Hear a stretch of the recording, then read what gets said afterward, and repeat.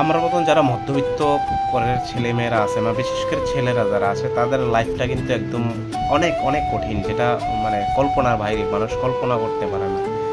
এই জীবন যুদ্ধে যারা জয়ী হয় তারা কিন্তু অনেকটা এগিয়ে যাইতে পারে, অনেকটা সামনে আগায় যেতে পারে, কিন্তু যারা এই জীবন যুদ্ধে এই এই যে কম্পিটিশনের মার্কেটে যদি হারায় যায় তারা কিন্তু অনেক কিছু জীবনে আর কিছু করতে পারে না। তেমন মনে করেন আমরা মধ্যবিত্ত তেমন কোনো ভালো পড়াশোনা করতে পারি না, কারণ ফ্যামিলি ব্যাকগ্রাউন্ড তো তেমন না সাপোর্টিভ করতে পারে না।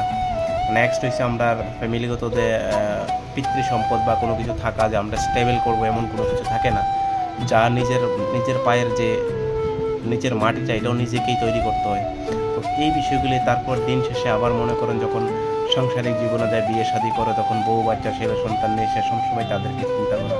তো এই বিষয়টা থেকে একটু আগায় যায় কিন্তু বিরাট বড় বিষয়।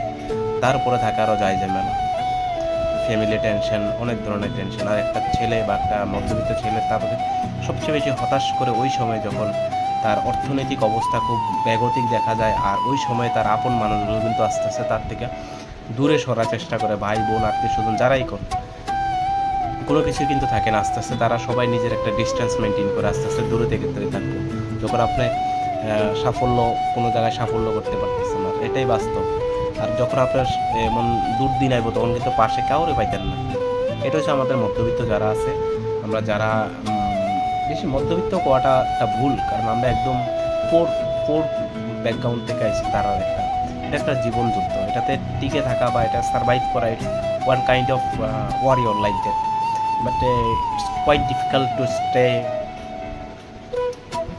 You have to face different kind of problem from all the sides.